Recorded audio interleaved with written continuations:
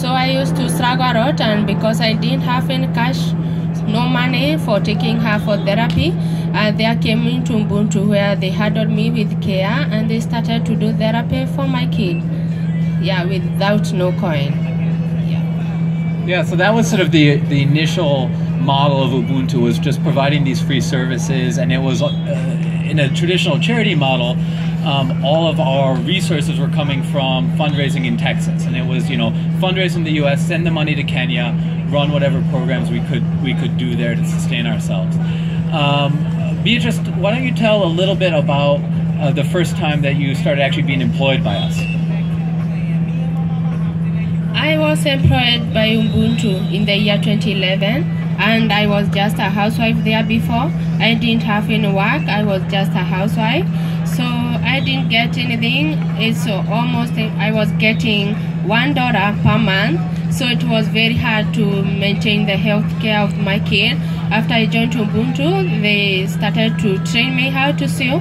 I was being perfect to sew products, mostly the bags, shopping bags, and also different kind of products. And now we are doing the Afri-Drill. It's my product that we are working on. So it has been a long journey, but in every that we do, I'm very happy because I'm now able to have my daily bread for my kids, and I'm comfortable now. Amen. Beatrice, I wasn't there when we started doing this. Tell us a little bit about like the first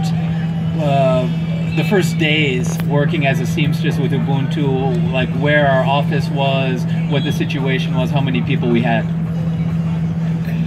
Ubuntu started within 9 months, and those 9 months, they are the original.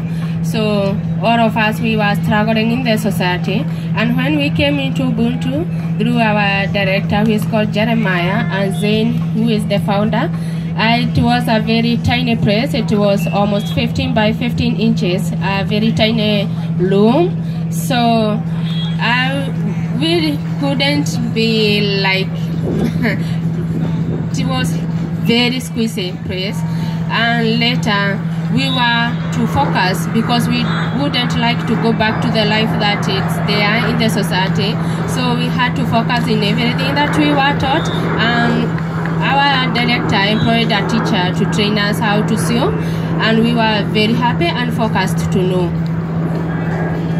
And why don't you tell a little bit about what you were telling me the other day about how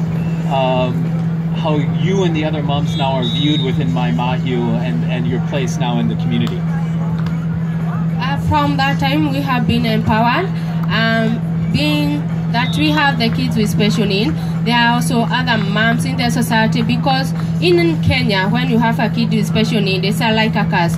So you may find yourself that even your husband has divorced you, telling you that this is from your lineage, so I don't need you with your kid.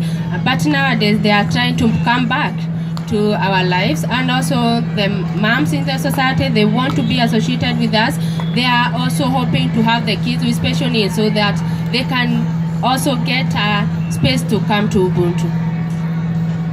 Yeah, I mean, what we found was that a lot of the moms, as Beatrice said, when they had a child with cerebral palsy or some other issue, their husband would just leave them. They would say, this is your fault. I don't want anything to do with this. Even child. If you have a child and like now that, the men are coming back. They see that their wives actually have a good job, and they come back, and the mothers just say, you know what, you weren't there when I needed you, and now I don't need you anymore. It's a really powerful empowerment story, and this at the same time that we saw that creating these jobs for the moms was the most powerful way that we could empower people in this community. We saw that was also true for us as an organization. We were still completely dependent on donors to survive, and every year we had to go back to the same families, the same foundations, and ask for a bit more money so that we could keep doing what we were doing and grow. And that was, in a lot of ways, really the opposite of empowering. We couldn't guarantee ever that we would still be there the next year. And so just as we saw that giving the moms the ability to earn their own money was the most powerful way for them to be independent and empowered, we had to do the same thing as an organization. So going from 2011 we were making shopping bags, as Beatrice said, and very simple bandanas, just starting to teach the women how to sew. And entirely all of our money was coming from donations. Today, over half of our revenue comes from the products that we sell. And we're hoping that by basically this time next year, we're going to be completely self-sufficient, paying all of our salaries through our earned income. And a key part of that has been going from the very simple products, the bandanas, the coffee sleeves, shopping bags, into more and more sophisticated things. So Beatrice mentioned the Afrogel. That's our newest product. It's our shoes. We've got some samples of them out here so that people can see them. Beatrice, why don't you say like what it was like for the moms when we started working on the shoes?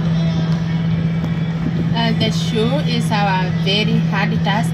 So when we started with the shoe, everybody was, no, I don't want to do this because it's very hard.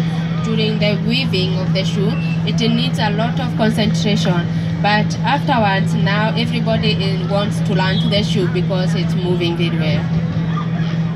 Yeah, it's really sort of brought a lot of new energy into the organization, and it's been cool to see that transition, because originally, as Beatrice said, we pulled half a dozen of our best, most experienced seamstresses over to the shoe project, and no one really wanted to do it. It's way harder. We thought, well, we can do a coffee sleeve, we can do a shoe, it's not that hard. Turns out shoes come in sizes, right? And so there's a level of precision there that's entirely different from anything we had to do before. But at the same time, when we can master this product, we are much closer to being financially sustainable. And at the rate that we're growing right now, we can really finally see that path to being completely independent of donors in the next year or so. So that's kind of where we are now. It's really been awesome to see the momentum behind us. We realized originally, how would we be sustainable? How would we be independent as an organization? You see a lot of nonprofits that make very simple products that really aren't that great, but people buy them because they want to signal to others, look, I'm a good person, I support this, but they would never buy it if it didn't have a story behind it. And we want to make products that people are going to buy. Yeah, we've got a great story, but they would buy it even without that story. They would buy it just because it's a nice product, it's something that they want to have, and it's at a competitive price point. And that's really, for us, trying to merge the world between being a competitive business, but also being a nonprofit, and being in between those two spaces. So that's where we are now. Beatrice, I don't know if you have any last words, any last things you want to tell people about Ubuntu, about your life or your time here. I'm very happy because this is my first time.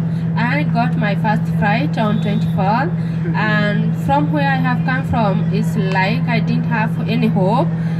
During those times before I joined Ubuntu, I was just like a slum person. But now I'm very happy because I have my own home. I'm living comfortably. Whatever I need, I'm also able to send my kids to school. So Ubuntu is like a mother to me. I'm very happy to be part of Ubuntu. All right, well, thank you guys very much for sitting here and listening. And please come up if you want to talk with Beatrice.